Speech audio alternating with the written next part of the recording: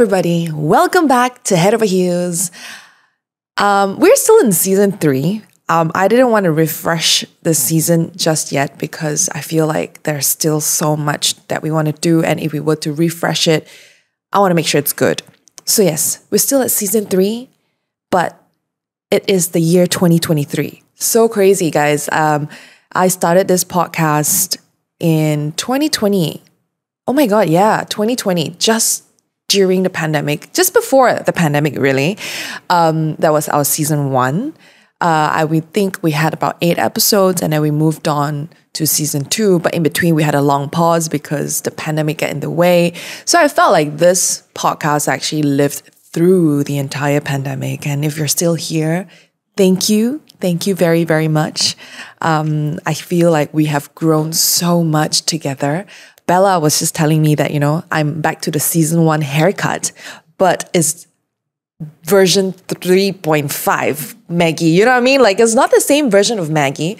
I feel like I dress differently now as well in comparison to back when season 1. I feel differently. I think differently. I emote differently. And I want different things. So I guess in retrospect, it's true that they say growth always feels slow. Like when you're in it, it feels like it's not happening.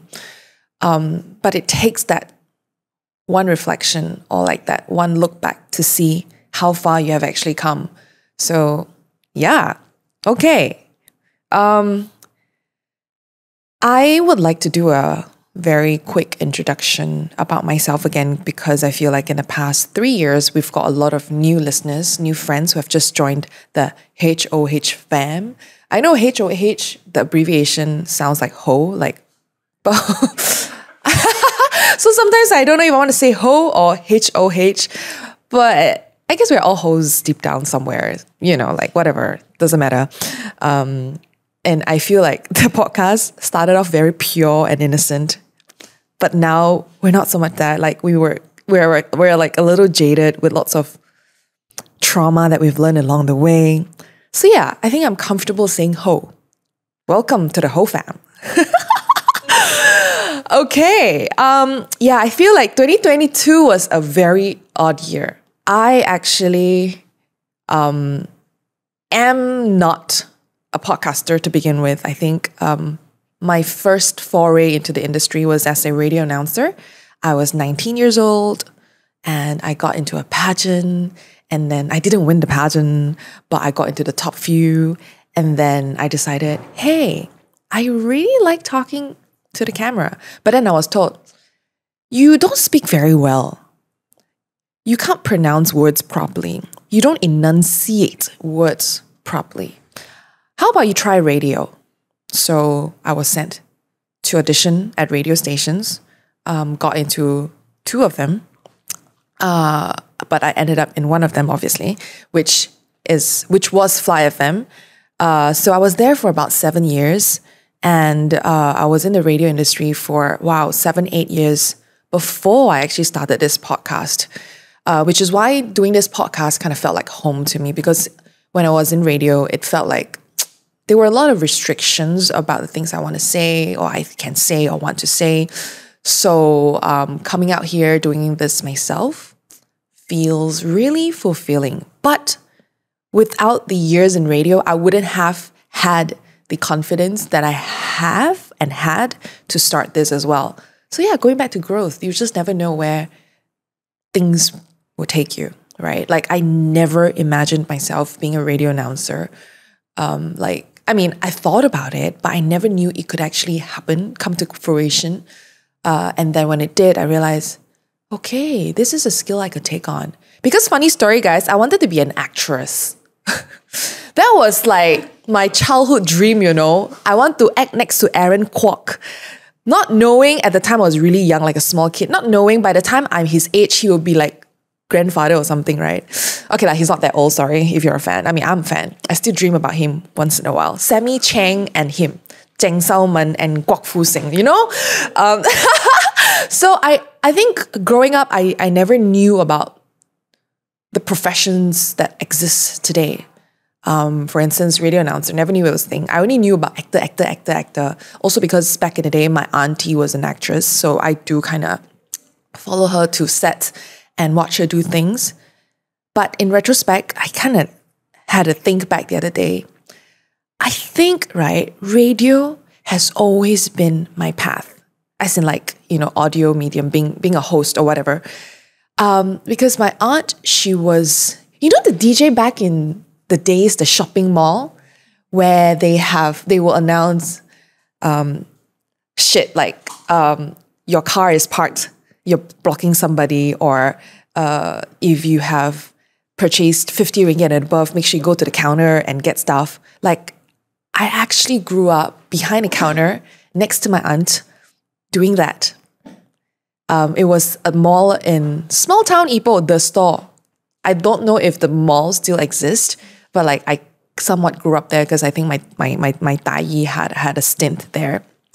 And along the way, my aunt also dated a radio announcer back in the days. And I was brought to the radio station that was Astro at the time. And I was like maybe, oh my gosh, 7, 8 years old. I still have a picture of myself in the radio station, just standing in front of a mic, just to pretend, like how our moms, 你站那边, mommy 帮你拍照. So, come to think of it, even though it was not something I thought about, but I felt like my life has led me here. It's crazy. I will show it on my socials, my IG. I actually have the photo of me behind the mic in the radio station, just awkwardly standing there, not knowing what to say. And that was when I was 8. And yeah, it's crazy how life just unfolds before your own eyes, even before you know what's going to happen. Like, it just will happen for you. Kind of like they say, don't search for love, love will find you anyway, kind of thing. So yeah, this was me. So that's how I ended up being a podcaster. Oh, is it a word? It's so weird. I feel like in Malaysia, the podcast scene hasn't really matured yet. But in the US and like other countries, I feel like the industry has been there forever, and you see so many different podcasts out there. So I hope to kind of also grow the podcast scene here in Malaysia, and hope to see more people doing that. And that would be good, because healthy competition, then you get growth, and then get better things, I guess. But anyway, okay, going back to reflections. I feel this episode, I don't know if it's going to be the whole let's zen out and reflect on our life and take a deep breath and think about what we could have done better and we want to do, and then exhale. No, it's not going to be like that. I feel like there is time and space for that, and I'm not the best person to be doing that. In fact, in therapy, I learned that my therapist said it in my face, Maggie, I have to tell you something. I don't think you reflect a lot. And I remember just sitting in that chair and just like, no, I reflect. My default response to defend myself. No, I do. Then she's like, how do you reflect? And that's when I'm like, I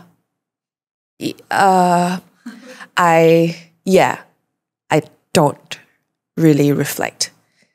Even though I think I do, like I think about something, but I don't go deep into it. So that's something that I want to do better this year. But yeah, like I said, 2022 was a great year of lessons and realizations about myself. And the first realization was that I don't intentionally properly reflect. And after diving deep and reflecting with my therapist, I know why. I have been in fight or flight mode for so long that I need to think about the next step. I have no time to pause right here and go deep, because a tsunami is going to come and I'm going to be swept away. So that's like my psyche, right? And I'm pretty sure a lot of people are like me too. I don't know, maybe. So the day I realized I don't really reflect a lot, like just having someone to tell me, Maggie, I don't think you reflect a lot, made me reflect so much. It's a paradox, but yeah. Yeah, so I'll talk about that later. But I think I kind of gathered, compiled, consolidated some of the realizations and lessons that I've learned in 2022. And before I get there, though, I want to say, right, last year, I don't think I made any resolution or any goals for myself. Only because I thought to myself, probably another lockdown's gonna come, fuck that shit. Everything's gonna go down the drain. So I actually didn't. It was the year that I did not make any resolution. I used to be that basic bitch. Sorry. Don't want to say basic. I used to be that basic bitch, have all my post-it notes in every part of my room. I'm sorry if you do that, but I'm not saying you're a basic bitch, but I just, it's just a term, everybody understand what I'm trying to say. I have sorry Bella, are you like that? Sorry. But I want to say that it's actually not a bad thing because, I actually liked that version of me. I think I want to bring that back this year. So I have post-it notes at every part of my house. The moment I wake up, it's next to my bed. And then when I stand up, it's there. And then when I turn to my bathroom, it's in front of them just before the door. And then when I brush my teeth, it's in front of the mirror. I plan that shit, to somewhat manifest. Today's the buzzword of the day, of the year or whatnot is manifest, right? This was when I had nothing. I had absolutely nothing that I ever wanted. I was struggling. I had no money. I wasn't even in radio yet. I wanted to be in. I wanted to do a lot of things. So all these were things that I wanted, which was why I had so much drive. And I think back, why did I stop doing that? I guess the answer is I got complacent. I got comfortable in my comfort zone because I have taken everything that I wanted, say, 10 years ago. I got complacent. And it was a hard hit because, it's not a bad thing to be comfortable in your comfort zone because you get to rest and you're not always... I know I'm kind of contradicting myself about the fight or flight mode, but at the same time, I'm talking about goals, right? I didn't set any goals last year because I felt like there's no point. But the years before that, I also gradually started actually thinking that setting resolution is lame. You know how it became a thing? Resolutions, what for? You're not going to make it anyway. Just live your life. And then I kind of followed that. And then I realized, okay, now that I've not set any goals, I feel like I actually don't know what to look back on. Because I was doing my whole reflection thing for this episode. Otherwise, I wouldn't do it again. And I realized, actually, I don't know. I need to scroll back to my Instagram. But again, there are moments that didn't live on Instagram. So I had to really, really think hard. What was it that I achieved this year that's not obvious, that's small, but will matter the most? So I hope this, what I'm about to share, will maybe help you in some ways. But I think setting resolution is good. It's not lame. It's not cool to do because everyone works differently. I think some people work better with a structure, and I think I'm like that. I tried to work without the structure. Yep, let's see. Let's just go with the flow. Sure, the flow will still get you somewhere. But if you want to go to a magnificent island, the flow without my boat would just get me to the shore of some random ass beach. So I felt like that was where I was at last year. So this year, I want to re-navigate myself to a beautiful island where people live and thrive, and not a deserted island. I felt like I was in a deserted island last year. Yeah. Even though they may not feel that way on socials. You know how it is, socials. It's the highlight, guys. I don't show you my low light. Sometimes I do. I know what it feels like going to the gym and feel completely clueless and intimidated. I was once there. That's why I started Motion Lab. We're a fitness studio that focuses on small group classes and personal training. Our goal is simple: to help you move better so you can live better. Start your first class for only 49 ringgit today. For more info, go to www.motionlab.live or check us out on IG at motionlabmy. It's motionlabmy. Okay, so 2022 was the year I said goodbye to my 20s. Honestly, it felt so weird, like weird. And I remember that feeling when I turned 20, like from 19 to 20, saying goodbye to my teenage years. Like it brought me back to that moment. And I remember crying, oh my God, I'm no longer a teenager. Like what's going to happen next? I don't know what to do with my life. I have to go to college. No, wait, uni now. I need to get my life sorted. And then 10 years later, I still feel like that. Plot twist. So I guess what I've learned is that, yes, you need to learn to go with the flow, but with a bit of structure, with a bit of goal, a bit of everything, I think is good. Living life in moderation, eating in moderation, I think that's what I've learned. But yeah, I still feel that way, you know? Like after leaving my 20s, I feel like even though I may have seemed like I've got things figured out, man, the moments of insecurities, the moments of not feeling good enough happened so much in the last couple of months before, even until now sometimes. So, yeah, I guess those feelings are what drive us to be better. And the important question to ask is why. I recently bought a book by Simon Sinek, Start With Why. We live with so much assumption. The person, they got that because they're rich. They got that because daddy support them. There's so much assumption. And then we live with our assumption, not knowing what the real truth is because we refuse to ask why. I haven't started the book, but, you know, this is like, yeah, I've something I've been thinking about. But I would love to start a book and maybe do another episode on asking whys in the next couple of weeks. Hopefully I finish within a month. Anyway, 2022 was also the year I learned so much hard truths about myself, like how I was as a person. I remember there was one moment in time where I realized, actually, I'm not as nice as I think I am. Actually, I'm not as kind. Yeah, I'm a little bit hard on myself, but like I feel those realizations were quite important for me to kind of, what's the word? Re-engineer myself. Big word. Like, okay, why is this friendship not going the way it is? The old me would just blame it on the other person and not really take accountability on if I played a part. Like it was never in the question. Like I would never even think about if I played a part. So what have changed now is I now would learn and try to pause and think. Again, it doesn't happen every time because we're human and emotions get in the way. But I would ask myself if I played a role in this too, if I contributed to this too. And because how we view ourselves are biased and flawed. Sometimes we need to look at ourselves in the mirror and ask difficult questions. So not just having difficult conversations with people, you need to have difficult conversations with yourself. And I feel like those were the hardest. And last year was like the first time ever in my whole life. I don't know, maybe it's because I turned 30 and I realized, fuck, I need to get my shit sorted.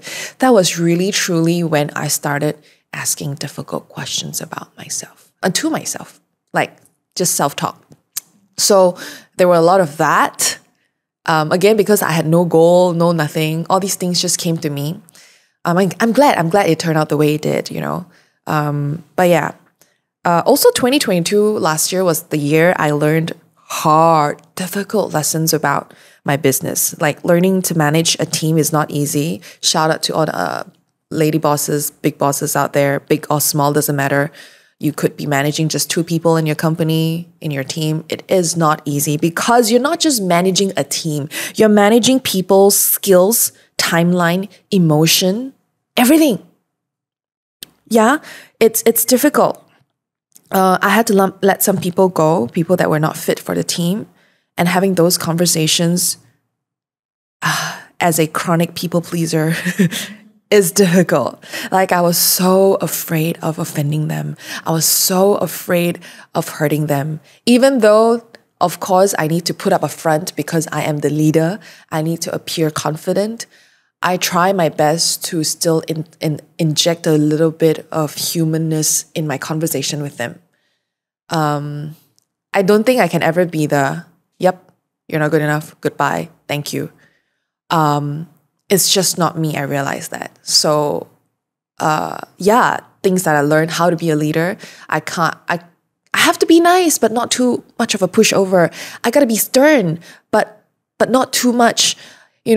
I need to be creative and share it with everyone else. I just feel like, what is the benchmark here? Like, what's the rule? I had to find it for myself. So a quick story, I had someone that was part of my team that really, really disappointed me. I guess I had to ask myself, did I play a role in this? Did I not see the red flags from the start? Or did I not communicate what I needed? Therefore, I got disappointed when it was not met my expectations. Like all these questions, there were a lot of this last year, I feel. So yeah, I think I would like to learn to be a better leader this year as well, to learn to manage people better, to learn to manage my time better, because I feel like because last year was such a revenge year for everything, revenge travel, revenge this, revenge work. Oh my God, I tell you, revenge work was the worst. I was so burned out by the end of last year that I was breaking down. I was falling sick. It was showing up in my body. I was gaining weight and I was losing so much weight. And I was just sick and I was just not right, not in a good headspace. I think Bella knows this. Like even to work on the podcast, I had no more fuel. Like to think of what topic to talk about. Like towards the end of the year, I had nothing left. So I hope my lessons from last year will give me a good gauge on what I want this year. So it's not a bad thing to go with the flow. Now that I know to go with the flow is not my thing, I need to have a bit of a structure while going with the flow. It's not a bad thing, but yeah. And I think that this next point is one of the most important thing as well for me, and I think for many people as well. I think growing up, I think I know why I'm such a people pleaser now. I'm better at it, really. I've learned to manage my people pleaser tendencies so much better. And I don't want to say that people pleasing is a bad thing. Sometimes it makes people feel nice, but I don't want to overcompensate. I don't want to be a doormat. I don't want to be a pushover. That's what I don't want to be, because I was that. I want to be a better version of a people pleaser, I guess, because I don't think I can completely take it out of me, because I feel like it is part of my DNA. Like it's me to have to people please somewhat, or be nice to people and make sure I don't offend people, Yeah. But 2022 was the year I learned how to draw boundaries. So yeah, that's why I say it's hard for someone who tend to people please. Something as simple as saying no can be so hard to do. It can be the hardest thing, I swear. Like I would say no, and then I'll feel so much guilt for saying no, and I end up wallowing in self-pity or whatever for the rest of the day, wishing that I had went so that I don't have to make some people feel what they felt, like maybe disappointed in me, or they wished that I was there, or I don't know. Like with people-pleasing tendencies comes overthinking and anxiety and everything. Like it's like a full package, right? So like cutting off access to myself. There's this podcast that I've been listening to. I would highly recommend it because I've listened to many, many episodes now, and I think it has really helped me think better and navigate my emotions better as well, and kind of like rethink about my responses as well. And it's called Help Me Be Me. And I like her tagline. I think it's a self-help podcast for people who don't like self-help, which is me. Like, I need self-help, but I don't want to appear lame for needing self-help. Stupid. But Help Me Be Me. Go check it out. It's a self-funded podcast as well, I believe.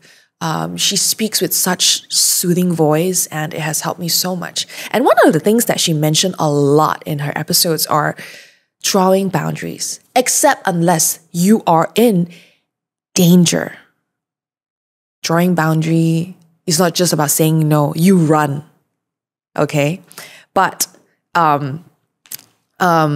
like when it comes to drawing boundaries, she talks about not just about saying no, but it's also about cutting off the access to you, to yourself, to your time, to you.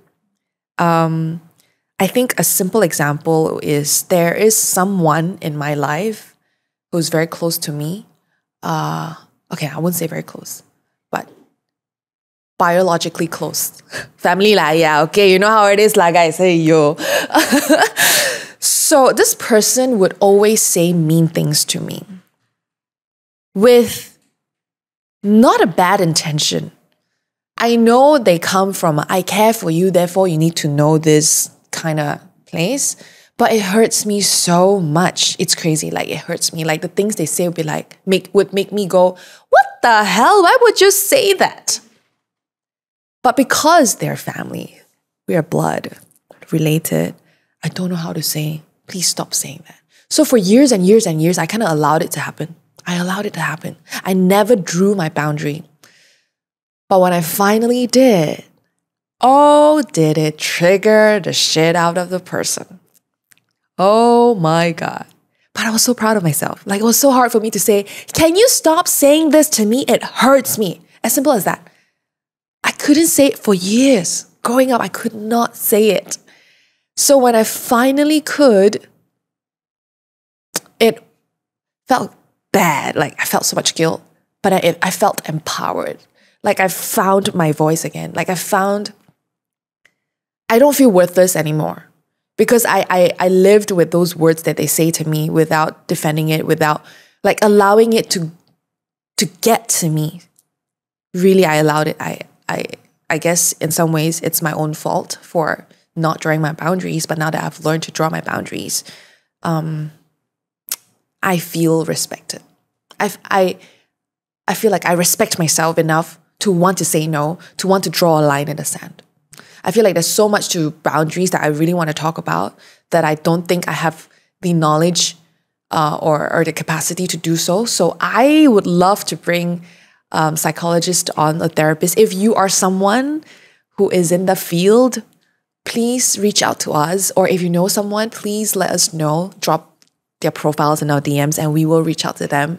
I would love, love, love to have more episodes like that with someone who's actually a professional. But today, I'm really just talking about my own experiences. If you relate, great. If you don't, well, you're just listening to a story. So they say that when our emotional boundaries are respected, we will feel valued, honored, and safe. Boundaries can be healing, and they are healing. Boundaries can help one not feel taken advantage of. Because that person, right, who say all the shit to me, right, will pretend nothing happened the next few days and ask me for favor one. And then I'll be like, moshongan lah, help lah. So I feel taken advantage so badly. It was to a point where I exploded. That's when I finally drew my boundary. I mean, it's not the best way to get there.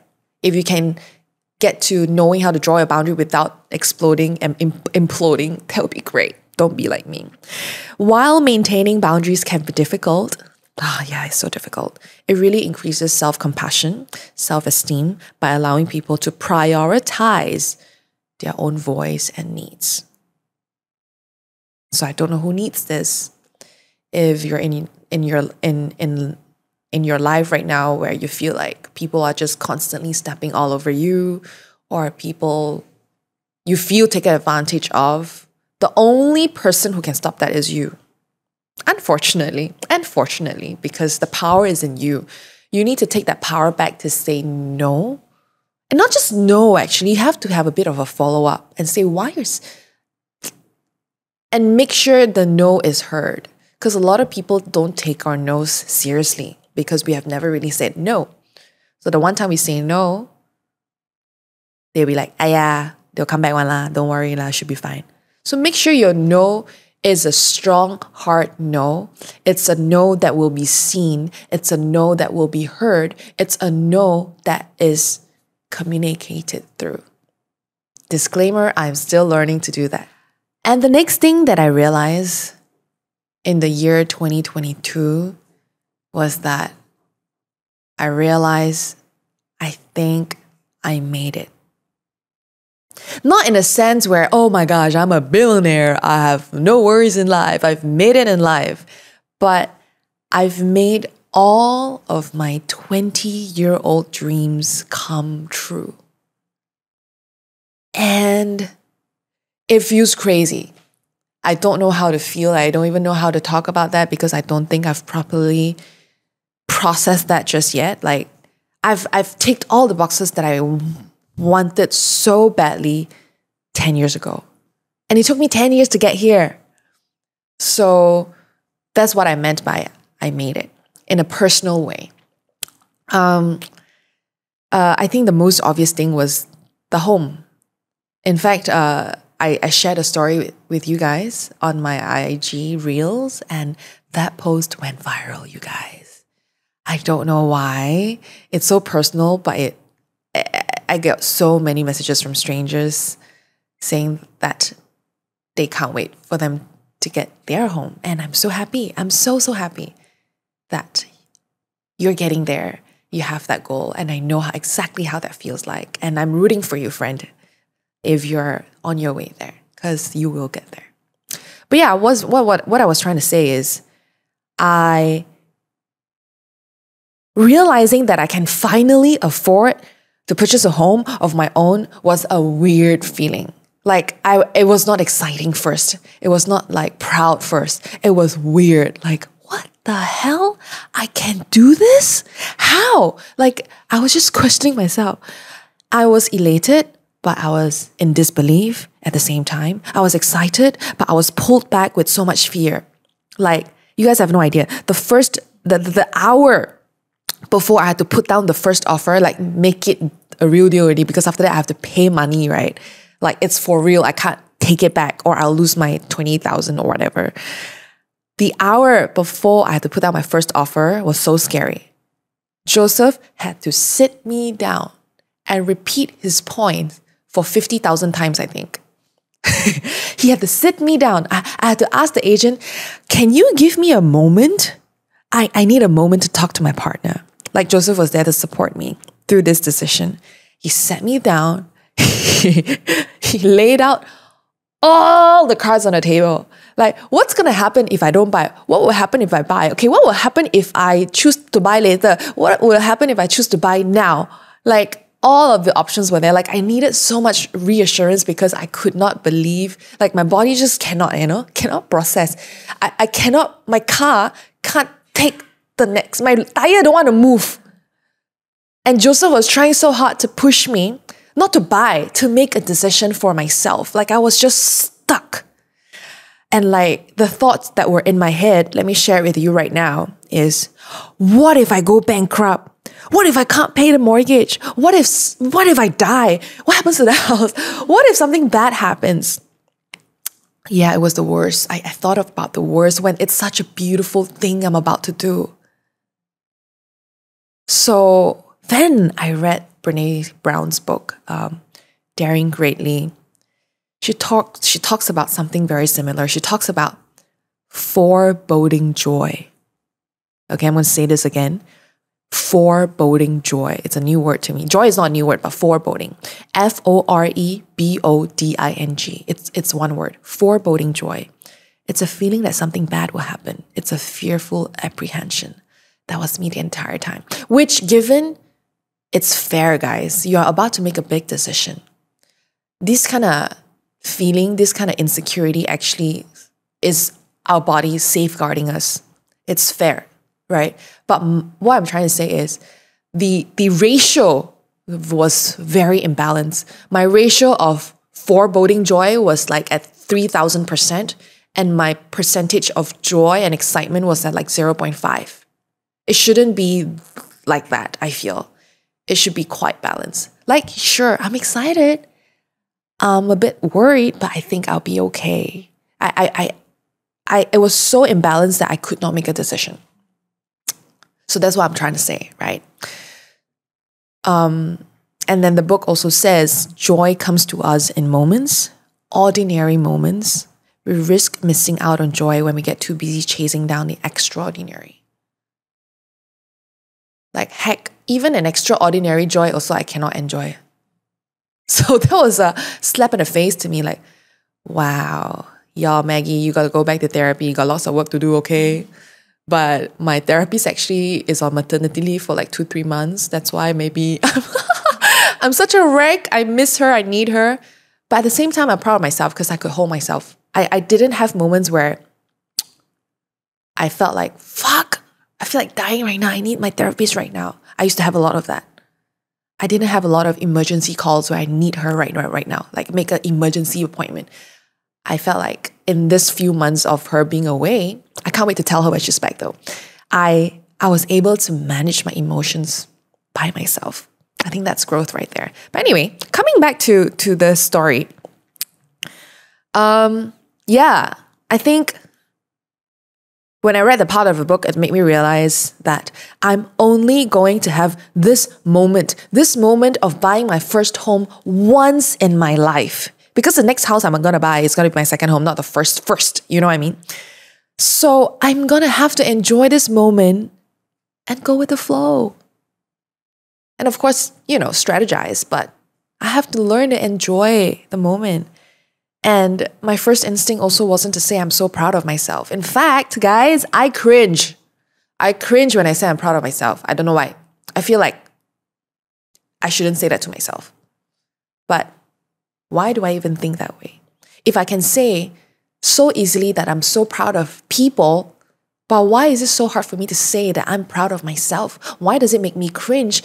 But when I'll be more than happy to say it to someone, to a complete stranger. So that was something that I had to think about for myself. So yeah, lots of realizations. I feel like it was not so much about achieving things last year. Last year was really about realizing things. And hopefully I'll be able to apply them this year. Now, today.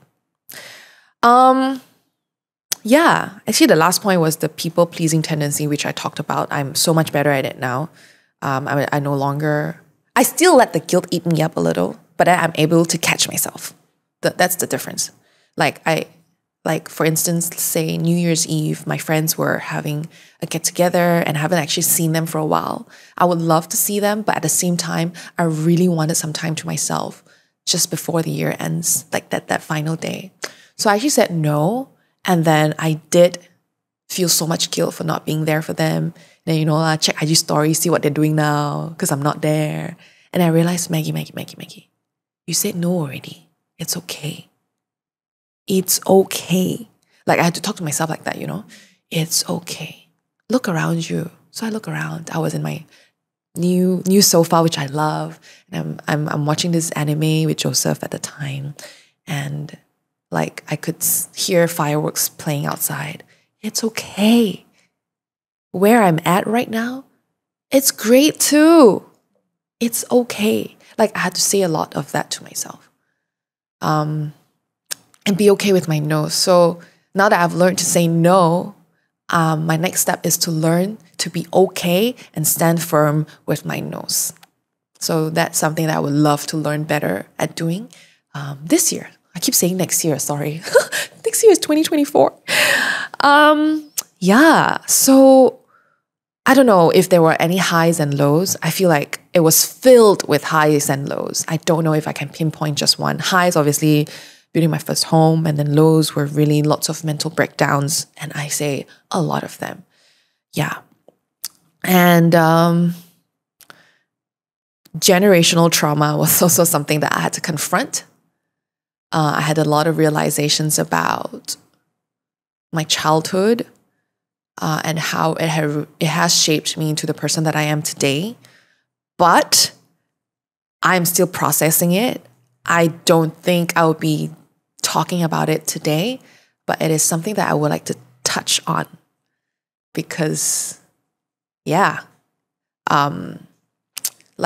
knowing why I people please so much, understanding why I have such great fear of abandonment, it really brought me back to a lot of my childhood experiences, moments where I was left alone, or like I was trying so hard to get attention when I get straight A's. I was trying so hard to get attention from the people that I love at the time.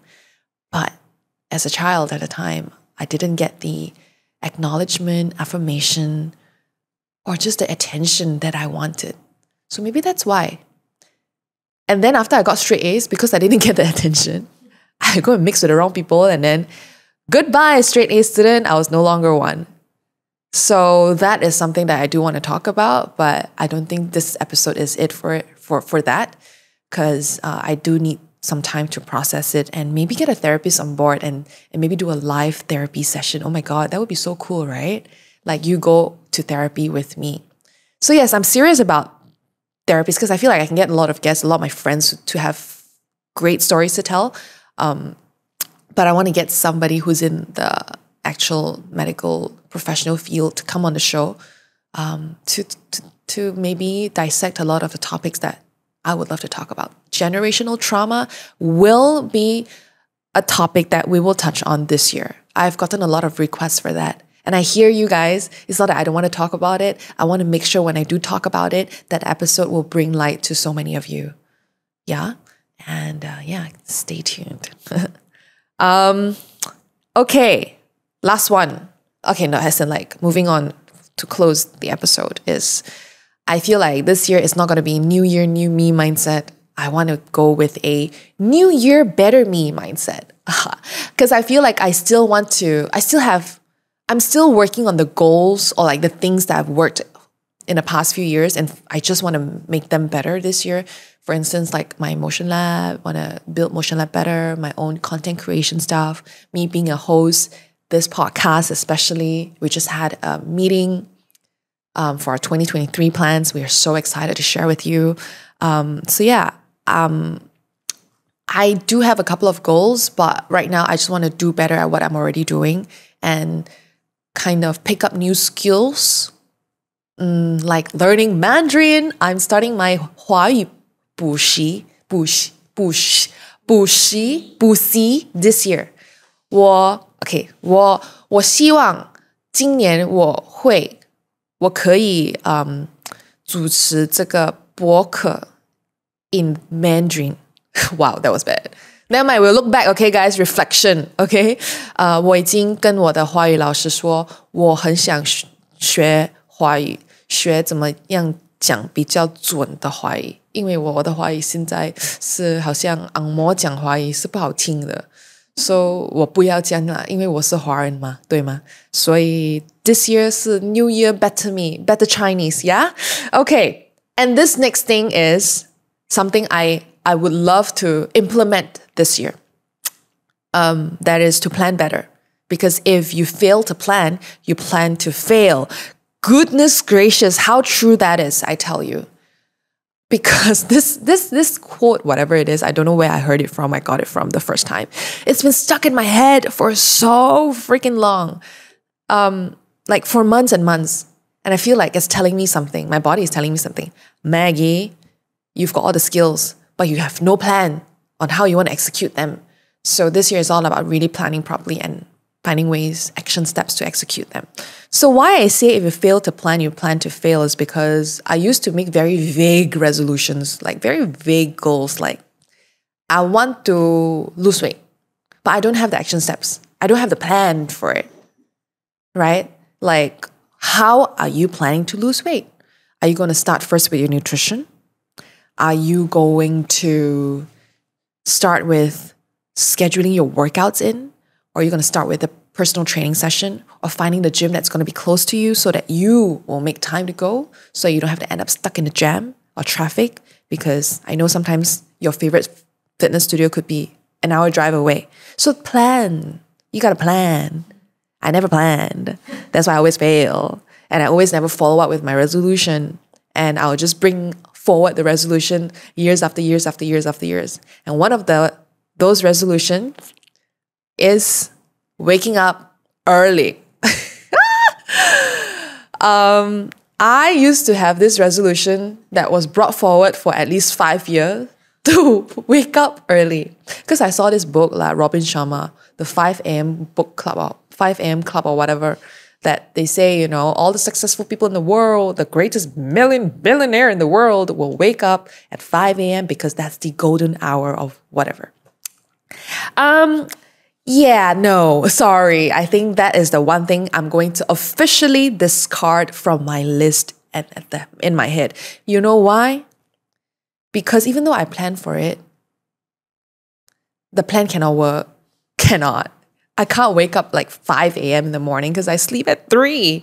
And I can't sleep at 9 a.m. at night because I've got work till 9:30. Like, the plan does not work for my lifestyle. And that's something that I just have to accept.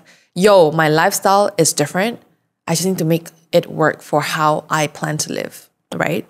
I tried so hard, guys. I tried so hard. Like, then I end up waking up late and I wallow in like so much self-guilt, and I end up taking up all the capacity to try to get over the fact that I woke up late when I could have just made the rest of my day great and productive.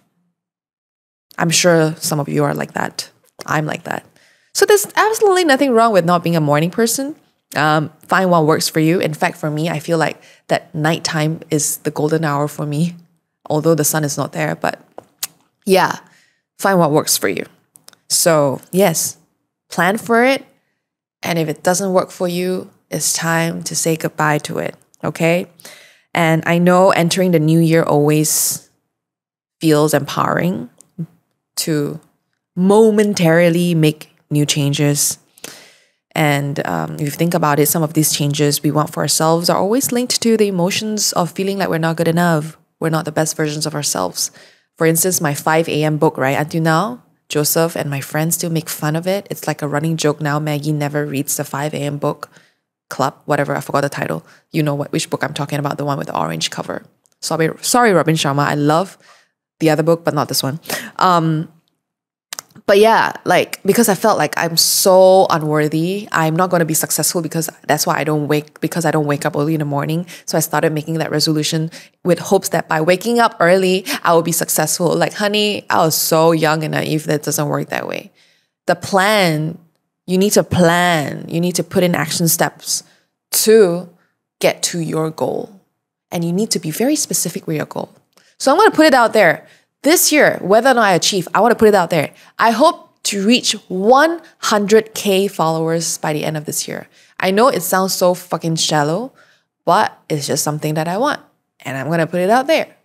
And how I'm going to do it? I'm going to bring you better content. I'm going to bring you content that you want to listen to. I'm going to bring you content that you want to share with your friends.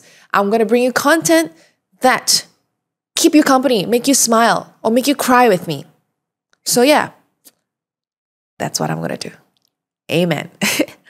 So, and we have so much plans for our whole fam.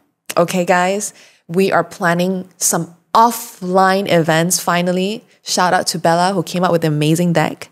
Yo, she's right behind the camera as she always is. We have lots in store for you guys this year because it's officially the 3rd year, right, Bella? Is this our oh my gosh, guys, 3rd year, we're 3 years old. It's crazy. So maybe we can celebrate our anniversary, our birthday with you this year. I don't even know when's our birthday. What? But yeah, we are planning for something, and it would be so good if you have been enjoying our podcast to share it with your friends.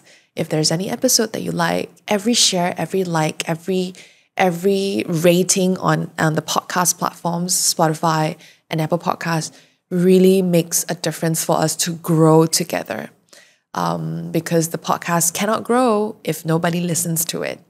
So I'm putting it out there, 100K by the end of this year.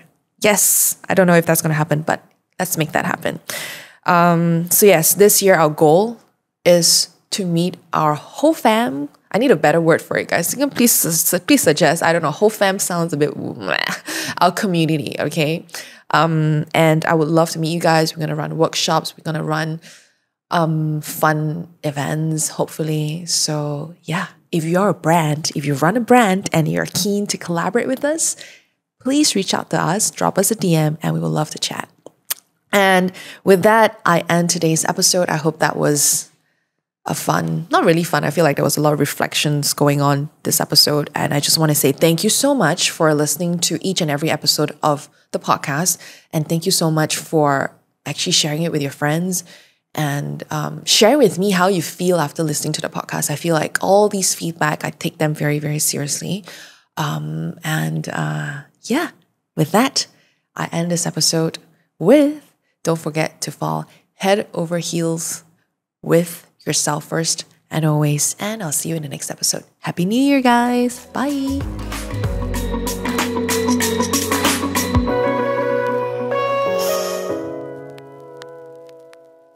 I know what it feels like going to the gym and feel completely clueless and intimidated. I was once there. That's why I started Motion Lab. We're a fitness studio that focuses on small group classes and personal training. Our goal is simple, to help you move better so you can live better. Start your first class for only 49 ringgit today. For more info, go to www.motionlab.live or check us out on IG at motionlabmy. It's motionlabmy.